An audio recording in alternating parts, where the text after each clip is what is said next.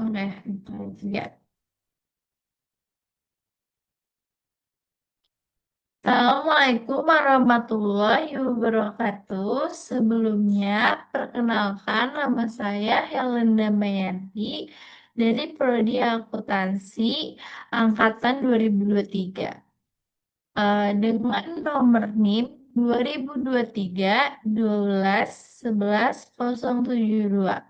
Hari ini saya akan mempresentasikan proposal bab 3, analisis dampak finansial terhadap tax avoidance dalam sektor manufaktur yang terdapat di BI eh, periode 2020 sampai 2024.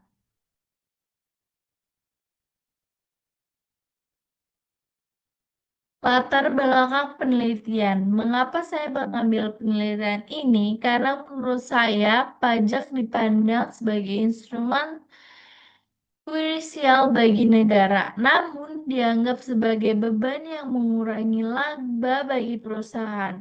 Dinamika ekonomi di tahun 2020 sampai 2024 mencakup tekanan pandemi dan masa pemulihan, memengaruhi kesehatan finansial perusahaan secara drastis, financial distress, leverage, and capital intensity menjadi faktor pemicu strategis dalam praktik penghindaran pajak atau tax avoidance. Ruang lingkup penelitiannya di subjek dan sektornya, saya mengambil perusahaan manufaktur yang terdapat di Bursa Efek Indonesia atau BEI. Dipilih karena kompleksitas aset dan struktur modal. Di periode waktunya saya mengambil 2020 sampai 2024, yaitu dalam jangka 4 sampai 5 tahun untuk menangkap transisi dari krisis global menuju normalisasi ekonomi. Proksi utamanya, tax avoidance diukur melalui TR, financial distress melalui Altman Score, dan leverage melalui DAR. Rumusan dan tujuan penelitiannya adalah rumusan masalahnya. Yang pertama saya melihat di sini apakah financial distress, leverage, and capital intensity berpengaruh secara parsial terhadap tax avoidance. Dan kedua, apakah terdapat pengaruh simultan dari ketiga variabel tersebut. Tujuan penelitiannya di sini yang pertama yaitu menguji empiris dampak kondisi finansial dan operasional terhadap kebijakan pajak. Yang kedua, mengevaluasi tren praktik tax avoidance dalam sektor manufaktur pasca pandemi. Landasan teori utamanya di sini kita memakai 3 landasan.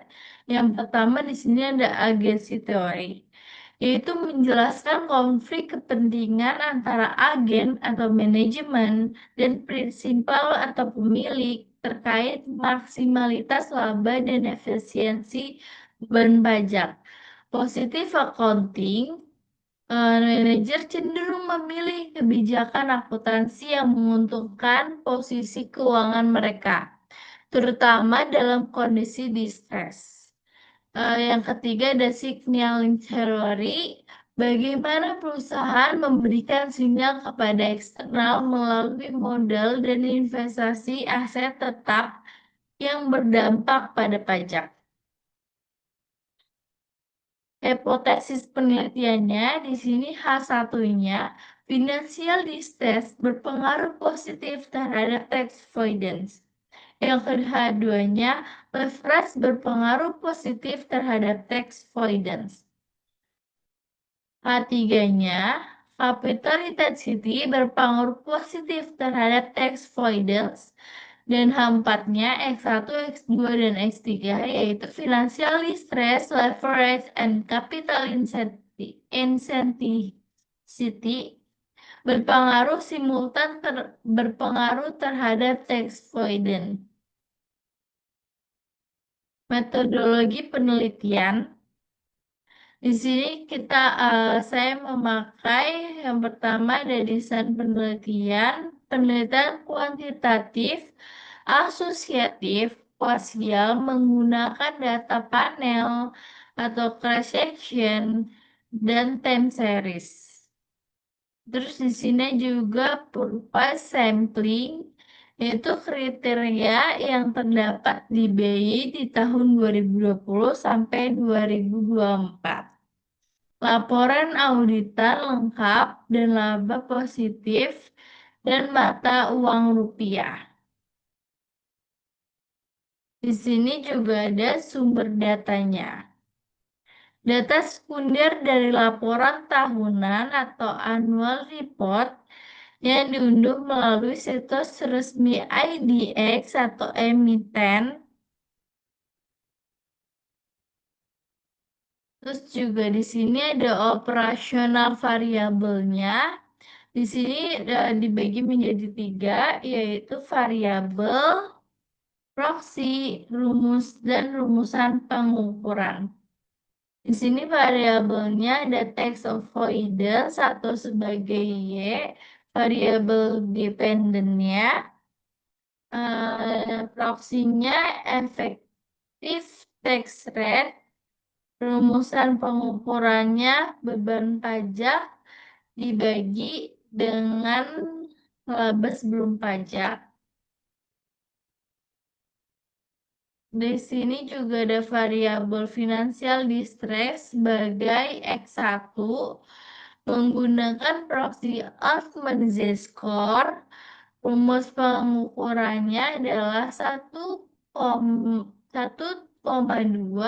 dikali X1 ditambah 1,4 dikali X2 ditambah 3,3 dikali X3 ditambah 0,6 dikali X4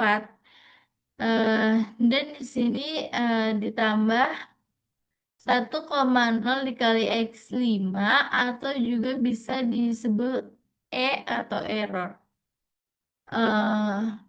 Di sini juga ada variabel leverage dan proxy yang digunakan kita memakai DAR atau Debt Asset Ratio. Ini kita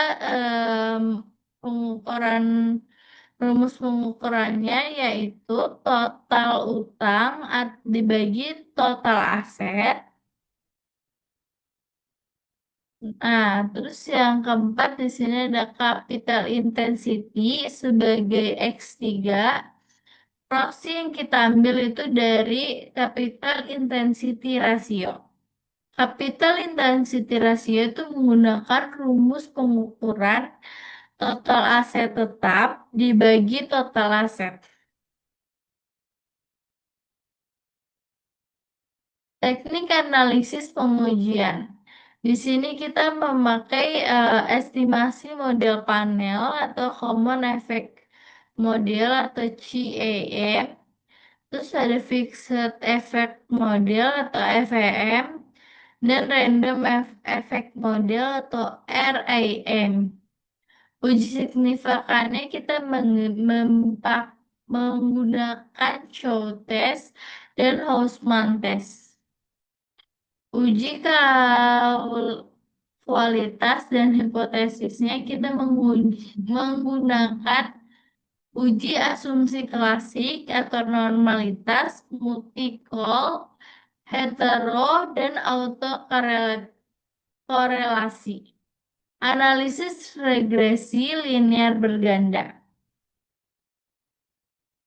Uji signifikan parsial atau t-test atau uji T kita biasa mendengar, dan yang terakhir di sini aja uji koefisien determinasi atau adjusted R2. Nah, sekian dari saya, presentasi dari saya. Kurang lebihnya mohon maaf. Assalamualaikum warahmatullahi wabarakatuh.